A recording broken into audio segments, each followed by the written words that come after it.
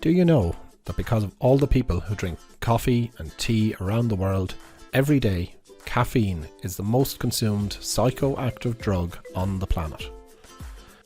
Over 90% of adults consume meaningful, pharmacologically active amounts of caffeine every day.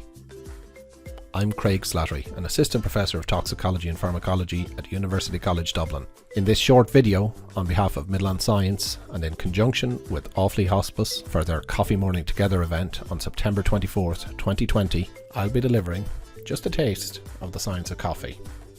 Well, more specifically, the science of caffeine. It might surprise you to hear that compared to other substances that humans like to consume, things like alcohol, chocolate, or even tea, coffee is a relatively recent invention. There's a lovely old story that's probably not true, that around 1,000 years, a goat herd called Caldi noticed that his goats behaved very strangely after eating some berries from a particular plant. They began to jump about the place very excitedly and generally annoy Caldi with their overexuberance. That plant turned out to be a coffea plant, and the berries, they were coffee berries. But the first official recorded mention of coffee brewing and consumption dates from about the 1400s, detailing how beans of the coffea plant could be dried, roasted and ground up to brew a very pleasant and stimulating hot drink. For a pharmacologist, any substance that can change how the body behaves in a meaningful way is called a drug. When you analyse coffee, you can detect a number of different molecules, but the main one that we're interested in is caffeine. And caffeine has a wide range of effects on the human body. For this video, let's focus on the brain and how caffeine affects how it works. The first thing we need to talk about is a molecule called adenosine, which is a naturally occurring molecule in the human body. Adenosine is a byproduct of normal metabolism and energy use in the body.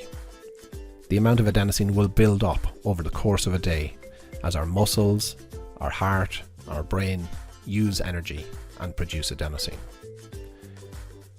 It serves as part of our internal clock, as when the levels of adenosine increase during a day, our brain can detect that increase.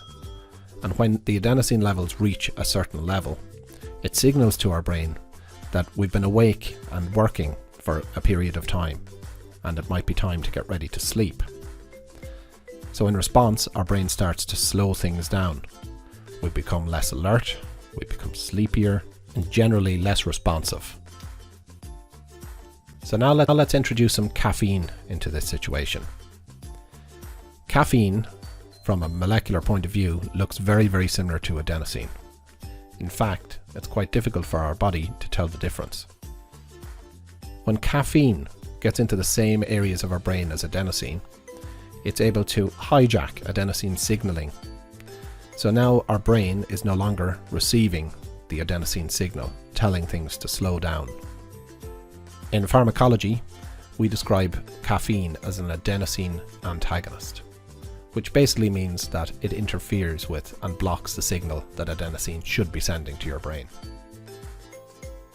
So now, instead of our brain starting to slow things down and get ready to rest and maybe go to sleep, the presence of caffeine switches our brains into an active mode. All of the things that we associate with coffee, things like increased alertness, clarity of increased focus, general feeling of being more energetic, they all come from this effect of blocking adenosine in the brain. And this effect happens pretty quickly as well. The average onset of action for caffeine when it's swallowed or consumed orally is approximately 30 minutes. The effects of caffeine on the human body have been very well studied over the last 500 years. We now know that there are even some health benefits to drinking 3 to 4 cups of coffee a day. But as with everything in life, too much of anything is not a good idea. And as a toxicologist, that's where my focus lies. There are a couple of things that we need to be aware of around caffeine. Firstly, if you drink coffee and tea regularly, your brain will adapt to having a certain amount of caffeine in the system over time. We call this tolerance. And it means that your brain gets used to having caffeine around and changes just the way it operates. Over time, this tolerance can develop into a physical dependence, where the brain actually requires a certain amount of caffeine to be present just to function normally. This isn't a problem if you're able to maintain your caffeine intake every day, but as most regular coffee or tea drinkers will tell you, if you do miss out on your morning cup of coffee, by lunchtime you can have quite a bad headache or generally feel out of sorts. This physical dependence shouldn't be confused with addiction, which is a very different thing. It's also worth thinking about what happens when we exceed the safe dose for caffeine intake. Food safety authorities around the world generally agree that up to 400 milligrams of caffeine in a day is a safe regular intake for an adult. In real terms, a standard cup of coffee contains anywhere from 90 to 120 milligrams of caffeine. So that means in a day, 3 to 4 cups for an average normal adult is not a problem. But if we do exceed the threshold for safe caffeine consumption, what sort of things can happen? Well, in the brain, because caffeine is a stimulator, all of the signaling pathways will get overactivated and people can get quite jittery. They may have trouble sleeping and be generally agitated and restless.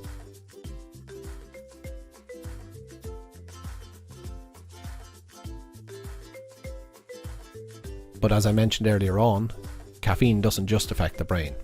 It also affects your liver and your heart. Excessive consumption of caffeine can lead to disruptions of the normal heart rate, and in very extreme situations could lead to a heart attack and possibly death.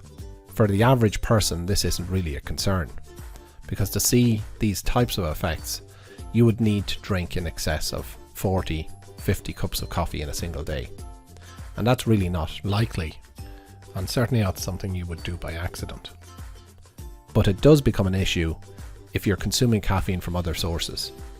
And there are significant amounts of caffeine in energy drinks and even caffeine supplements that you can buy which have very high quantities of caffeine, and they must be treated with care. And coffees on this Hospice Coffee Morning, we shouldn't have anything to worry about. I hope you've enjoyed this brief journey through the science of caffeine. I want to wish the Offaly Hospice every success in their essential fundraising for the incredible work that they do in our community. And please, if you can, do visit www.offalyhospice.ie to make a donation.